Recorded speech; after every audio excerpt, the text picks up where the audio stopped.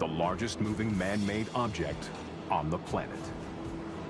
Her engineers brag that she is unsinkable, but her terrifying fate is now a legend. 4,000 kilometers into her transatlantic voyage, disaster strikes. The ship plows into an iceberg. In just 2.5 hours, RMS Titanic is on the bottom of the Atlantic. The Titanic is the victim of the ultimate unexpected accident. More than 1,500 passengers are killed. Many dragged through the icy depths of the ocean. But over a century later, we still don't know exactly what happened that night. We have lots of historical information, but often there are biases in those historical accounts. Even the eyewitnesses of the sinking of Titanic had many different perceptions of how that sinking took place. So the best way to unravel some of those questions is to use science. For 75 years, the Titanic is lost until 1985.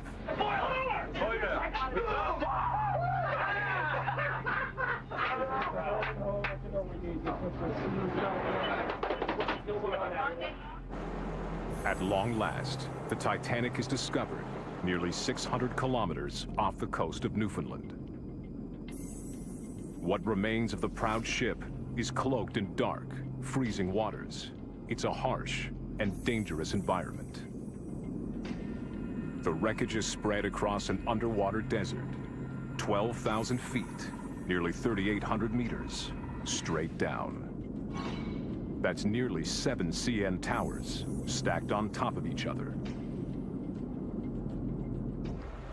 Though there has been nearly 150 trips to the wreck site, no one has been able to see the wreck site in its entirety. In the past, trying to understand Titanic with the existing technology was like trying to draw a map of downtown Manhattan.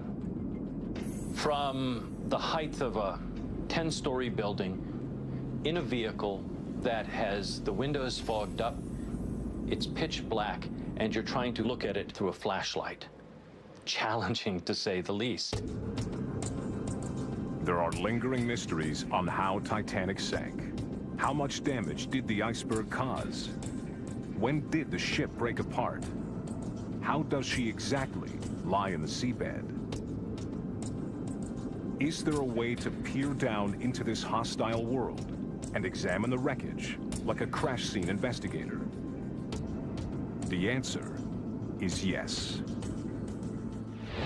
But only due to the results of an ambitious expedition in 2010 called the Titanic Mapping Project. We really didn't know what the disposition of the ship was. We really didn't know what was actually there, where it was, and what shape it was in. The 2010 expedition to Titanic was envisioned as an opportunity to systematically and completely map the entire site. A team of scientists, engineers, historians, and explorers scan, photograph, and record 3D video of Titanic with high-tech underwater equipment. AUVs, autonomous underwater vehicles, are programmed to crisscross the seabed as if mowing a gigantic lawn, back and forth, collecting billions of data points. ROVs, a remote-operated vehicle, takes hours of high-definition video and thousands of photographs. In the early days, we were confronted with a blue, grainy image from the bottom of the sea, and you could kind of make out what you were looking at. Today, the images are crisp and clear, and it's almost like you were there. The water is almost completely transparent. For the first time ever, we can begin to actually see in this world that we're exploring. But no matter how sharp the underwater images are, the wreck can still only be seen in small segments. The goal is to create the most detailed picture of the Titanic wreckage ever created. The mapping expedition returns to shore with a mountain of data, but the work has only just begun. To get that data the first time and to look at it and know that you were looking at the Titanic and all the artifacts and seeing the bow and seeing the stern in so much detail, looking at all that data and seeing that for the first time was pretty amazing. Robert Goodwin and his team begin digging into the data. Experts stitch together high-resolution sonar images of the entire wreck site. Others create photomosaics that will revolutionize the field of oceanography. And by merging the sonar and visual pictures, experts create an unprecedented 3D model of the site. When processed, this hard data gives us the ability to do something spectacular.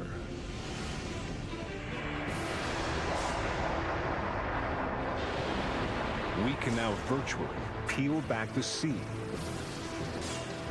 strip away the waters of the Atlantic, remove trillions of liters of ocean water, and reveal for the first time the wreck of the Titanic. At last, the site can be seen fully, completely, and with startling clarity. It's a view of Titanic like we've never had before. This is the Titanic drained.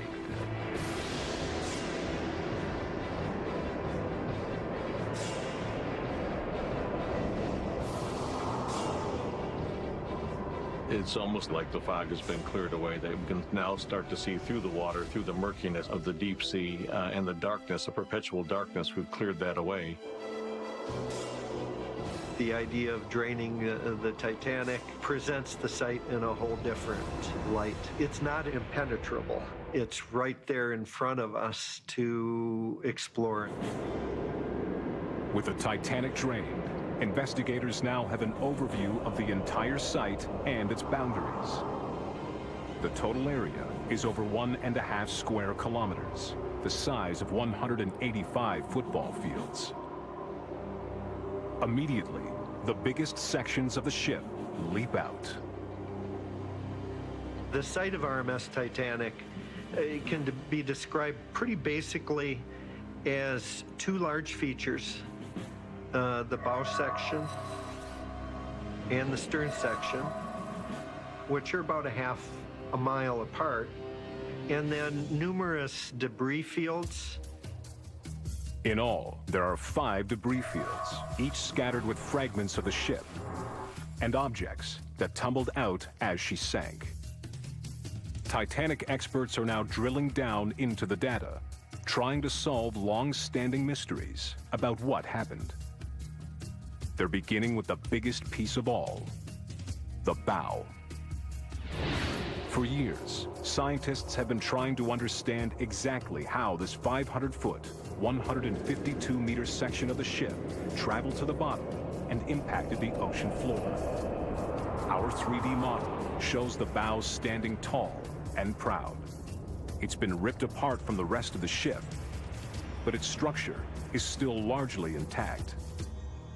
Titanic represented a far more intact time capsule than any of us had ever imagined. As experts scrutinize the bow in the expedition video, they spot a fascinating clue. All around the front of the ship, the seabed sediments are strangely discolored. It appears as though that it's got something to do with the impact of that section on the seafloor. And you see it in the bow, certainly around the bow, you see this bloom. The sediments are definitely different. The sediments are a vital forensic record of the moment the bow hit the bottom, a snapshot of the moment of impact. Investigators use these forensic clues to work backwards, calculating the speed and angle of the bow's descent. Its descent was very smooth. It had its aerodynamic nose facing into the direction of travel, so there was no tumbling. It was not particularly violent until the very last moment. They've calculated that the bow came in at an angle of 15 to 30 degrees, and it was traveling fast, about 35 miles, 56 kilometers per hour. The impact was like a gigantic 20,000-ton truck slamming into a snowdrift. The bow finally reached the bottom. It plowed in to the dirt, almost all the way up to the anchors. With the Titanic drained, we can see that at the front of the bow, 40 feet, 12 meters of the ship stands above the seabed. That means a full 60 feet, 18 meters, must be buried beneath the ocean floor. That's the equivalent of a 6-story building. With a new picture of the wreck, investigators gain insight into a vital moment in the Titanic tragedy. But as the team continues to study the bow, they are also looking for information about the most iconic moment of all: the impact with the iceberg.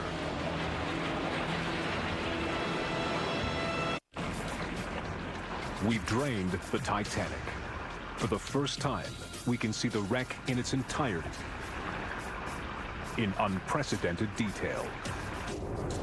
The stunning vistas unleashed by the new model bring the Titanic back to life. With the waters stripped away, her story is laid out in plain sight.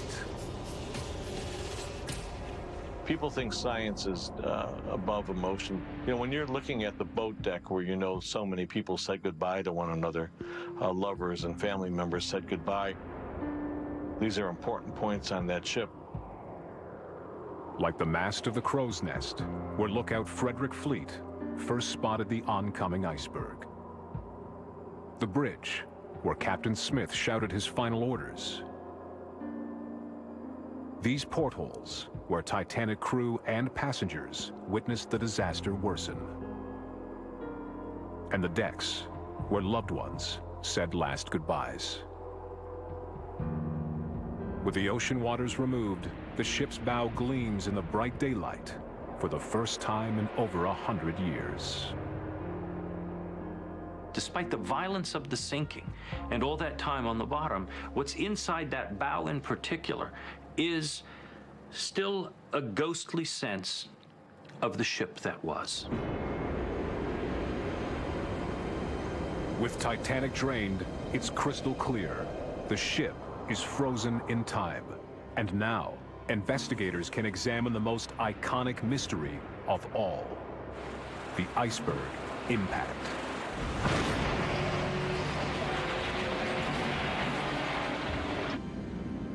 Eyewitness records prove the Titanic took around 2.5 hours to sink. The official 1912 accident report states that the iceberg tore a gigantic 300-foot gash in the ship's right-hand side, ripping open over a third of her entire hull. But does a massive hole like this exist? Oceanic explorer P.H. Nargeolet has made 30 trips, 12,000 feet, nearly 3,800 meters down to the Titanic. But he's never seen the 300-foot hole. We were trying to find where the Titanic hit the iceberg, why it was like that, why we saw some crack, why there is a crack here and not here. Investigators turn to the ultra-high resolution photo mosaics of the bow wreckage to see what new evidence there might be. The profile mosaics show Titanic in a way that people hadn't seen it before. No one had done a profile view of Titanic's bow in the 25 years that people have been going to Titanic. Bill Lang and his team at Woods Hole Oceanographic Institute in Massachusetts have stitched together thousands of images of the bow's hull to create a photo mosaic unlike anything seen before. This is a unique view of the ship and gives Titanic experts the ability to study every last rivet and every piece of steel sheeting that makes up the bow's outer shell. When you look at the wreck site, you've got to approach it rather clinically, like you would an aircraft crash or an automobile wreck. You look at the individual parts, you ask yourself, how did these parts get here? The photomosaics give a clear view of a massive hole in the bow's hull. But experts know that this crack opened when the Titanic collided with the sea floor.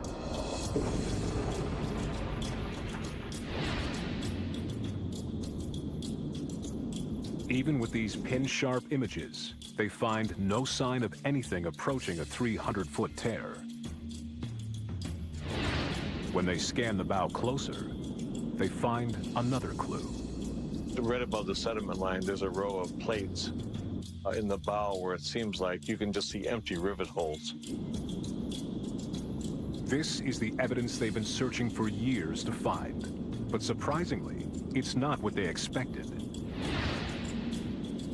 The actual iceberg damage appears to be confined to maybe a 30-foot length of the bow. It wasn't like a gash, and it wasn't tens of small gashes. They estimate the size of gaps and puncture holes in the hull add up to just 11 square feet, 1 square meter. A breach in the hull this size would allow 1,400 liters of seawater to gush in every second. And when they analyze how quickly this would have sunk the Titanic, it turns out to be 2.5 hours, exactly the time the Titanic actually took to sink. It's an enduring mystery solved. The iceberg that collided with Titanic didn't rip a 300-foot tear in the hull. There is just no physical evidence. And it's unlikely it's buried below the seabed, because a hole that big would have sunk Titanic in minutes, and not the 2.5 hours it took. But the iceberg still inflicted enough structural damage to trigger an epic disaster. But for our team, there's an even bigger question looming.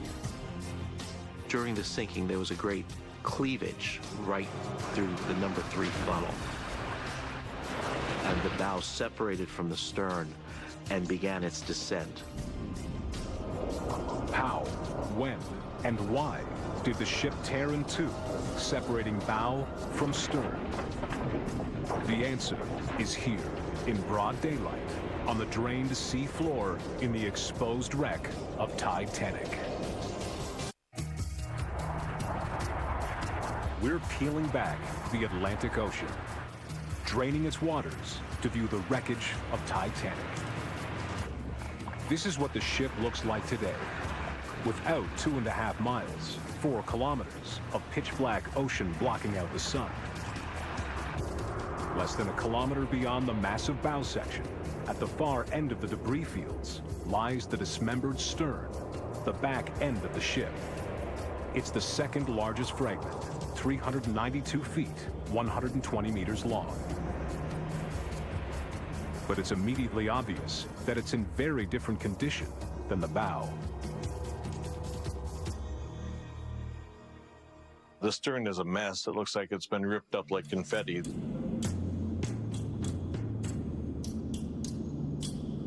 The stern today is pure chaos. Some of the stern's huge metal components are still intact, like the 40-foot, 12-meter-high engines, each the size of a house. But our highly detailed model also shows decks collapsing as if crushed together. Heavy steel beams are twisted and torn like straws. It's hard to figure out what you're looking at. To me, it almost looks like a giant piece of metal sitting on the seafloor, but tough to make it out as a piece of a ship. Why is it in such bad condition? Investigators have long struggled to explain this. The stern section has its problems in interpretation because it's so completely broken up. But within the model, there is a vital clue, something that could unlock its violent story.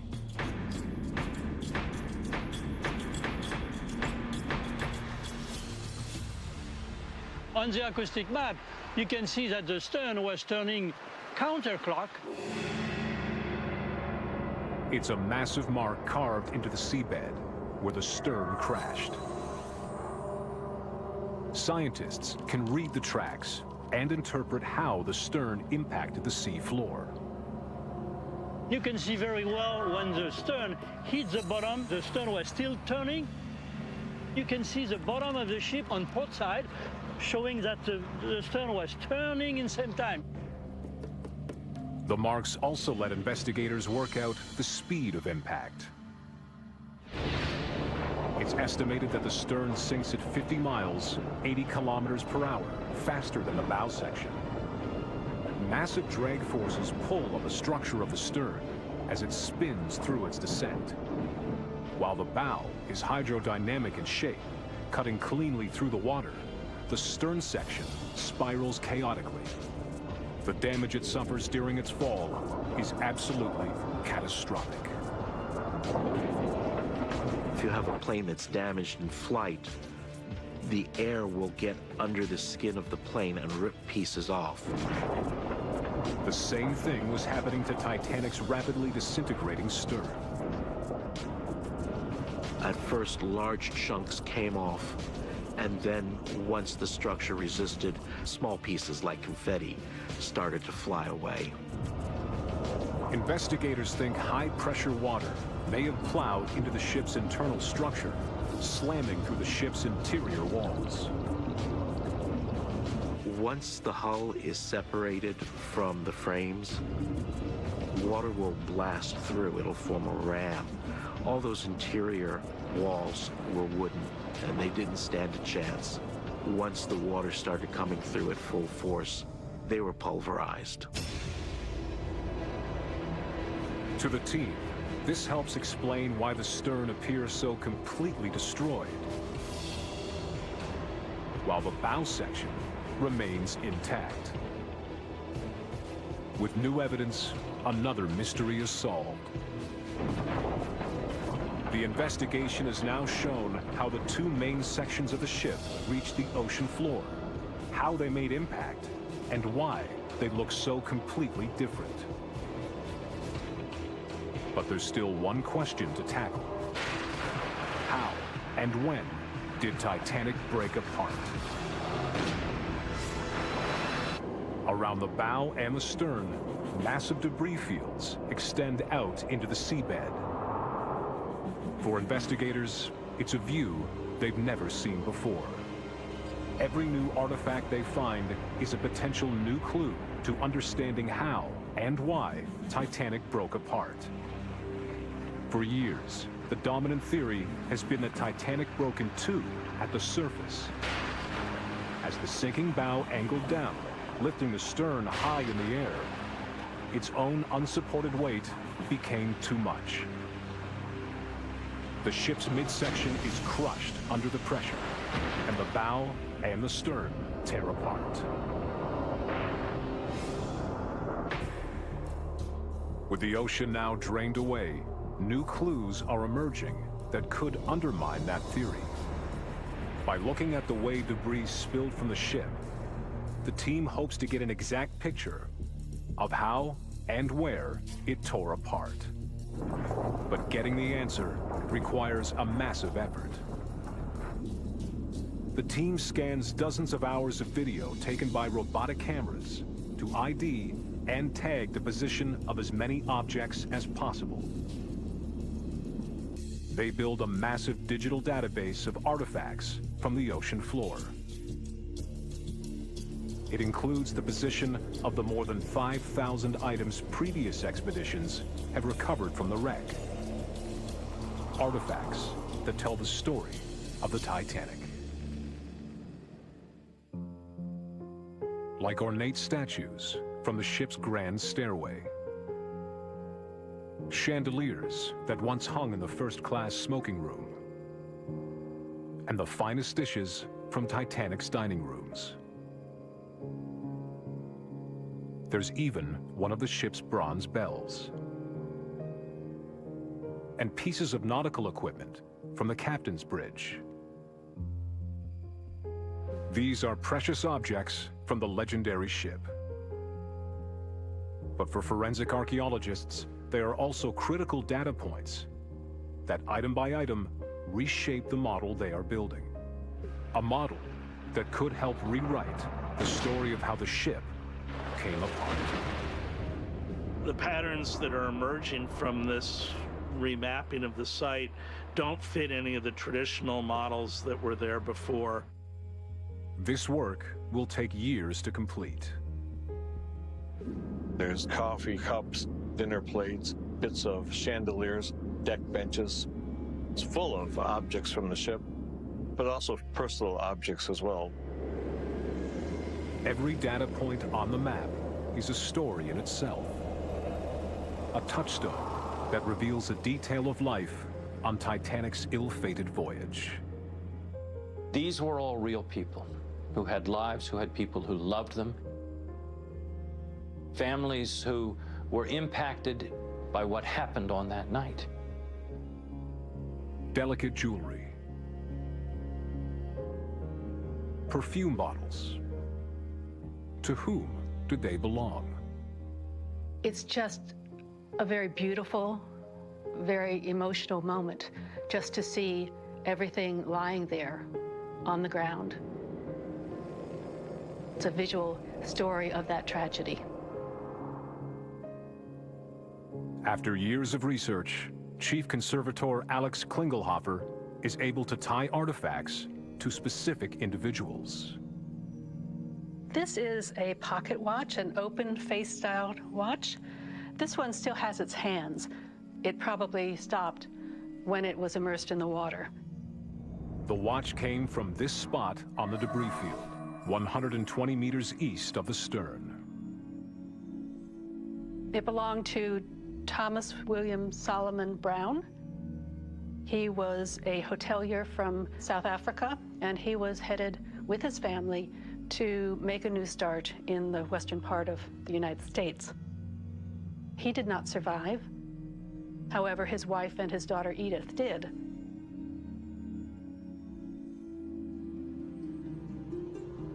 Other passengers even left behind written traces of their lives, still legible after a century in the water.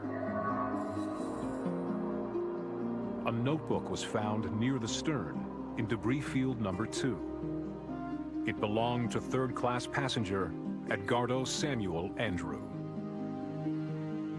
He was 17 years old. When you look at his belongings, you find school books.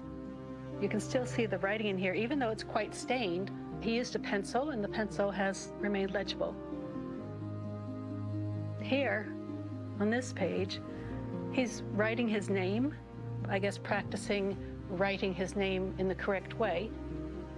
You begin to see just this young boy going third class by himself to America. Hundreds of Titanic passengers are rescued from the sea. Alex searches for evidence that Edgardo may have been one of them. Unfortunately, Edgardo did not survive the voyage. That's why this is perhaps such a heart-rending object, because it's his last notations. He's finished with school, he throws his school books into this suitcase, and he heads off to America. And that's the last that we hear of him. There are hundreds more objects the team has yet to examine, each with the potential to further flesh out the human face of the tragedy. Oftentimes, history swallows up the ordinary folks. All of us, we just tend to go away. Archaeological sites give us an opportunity to correct that. Each story is just one of thousands that can be told from the artifacts at this wreck site. And each artifact forms a point in a cloud of data that is now forming a bigger picture. Now, the fully charted debris field is at last able to give investigators new clues as they try to solve a crucial mystery. When, where, and how Titanic broke apart. In the 2.5 hours it took for the Titanic to sink, over 700 people made it off the ship and into lifeboats. Hundreds of these survivors witnessed the sinking. Yet there's always been disagreement about how and when the ship broke apart. There are still different theories and arguments as to how things exactly happened when the ship tore in two.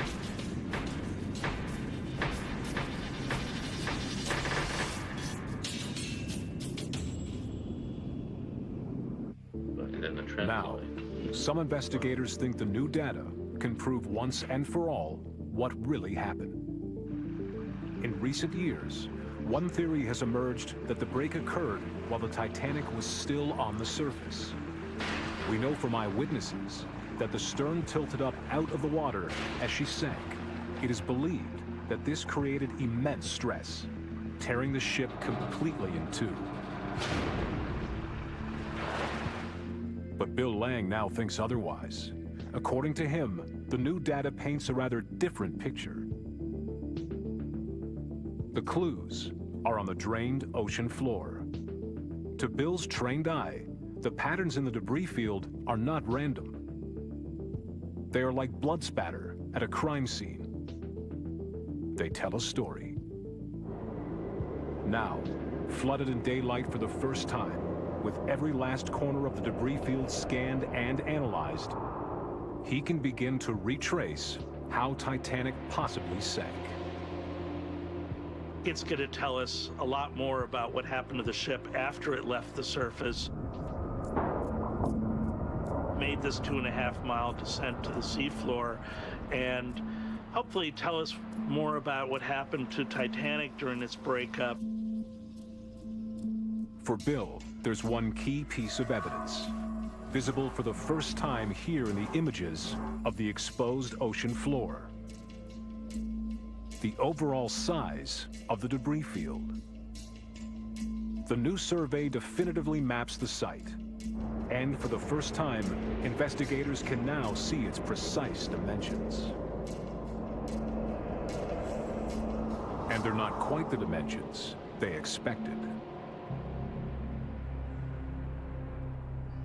I think the site really isn't that big when you consider the size of the ship.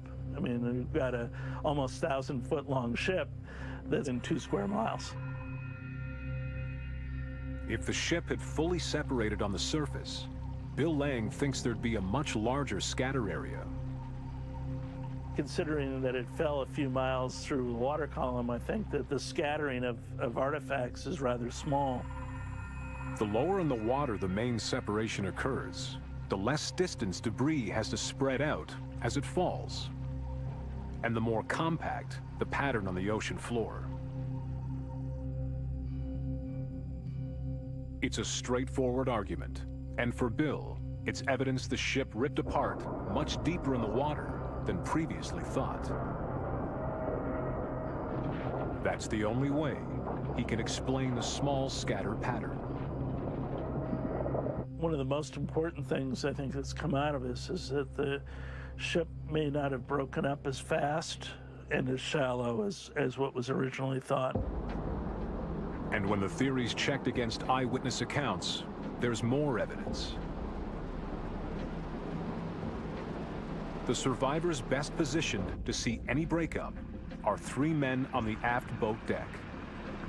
Their statements record the funnels falling away from the ship, but no large-scale breakup, and certainly no snapping in two.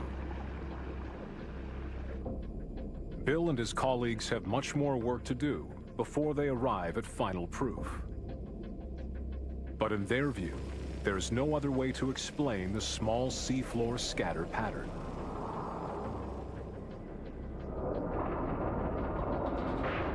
To them, one thing already is certain.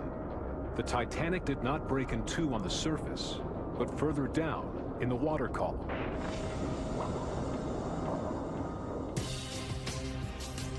The mountain of data from the expedition has allowed us to drain the ocean and create a new view where we can spot clues that may have been previously missed. All the events of the disaster left traces on the wreckage or in the seabed for us to see. Clues that are bringing the final mysteries of Titanic into focus. But while investigators now have a sharper understanding of the history of the wreck, there's one key mystery they hope to unravel. What will happen to the wreck of Titanic in the future? This is the exposed Titanic as she looks today. After a century of decay, 12,000 feet, nearly 3,800 meters down in the deep waters of the Atlantic. In the 30 years since she was found, no one's been able to see her quite like this. As Titanic investigators study the model, expedition data and video, it's becoming ever clearer that month by month, year by year, the ship is disappearing. And it's happening faster than some expected. P.H. Nargeolet has been going to the wreck for 3 decades. And he's seen a big change over time. The distance between the A deck and the B deck was easily 10 feet, now is 5-6 feet. And step by step, the deterioration is going close to the bridge. Soon, all the decks will collapse on each other, and everything inside will be lost forever. Investigators want to know why it's happening so fast. At these depths, there's very little oxygen in the water, so metal should rust extremely slowly. Yet on the expedition footage, they can clearly see the ship caked in strange formations that certainly look like some kind of rust. They've even given them a name: rusticles. I was absolutely stunned by the size, the colors. They're very orange and brown, and yet when you're close to them, they're greens and purples and reds and yellows and every color of the rainbow. Laurie Johnson has been studying rusticles on Titanic for years and has made a number of trips down to the ship to better understand what these formations are doing to the wreck. In the lab, Laurie and her colleagues X-ray pieces of rusticle recovered from the ship. What they find inside isn't what they expected. This is no ordinary rust. The structure inside this hard-looking shell is extremely fragile. They're filled with millions of ducts and tunnels and passageways and all of these little cavities, and all sorts of nutrients are stored in there. For the other microbiologists on the team, like Roy Cullimore, it's crystal clear. The rusticles are formed by living organisms. And when they run further tests, there's no doubting what these organisms are: bacteria.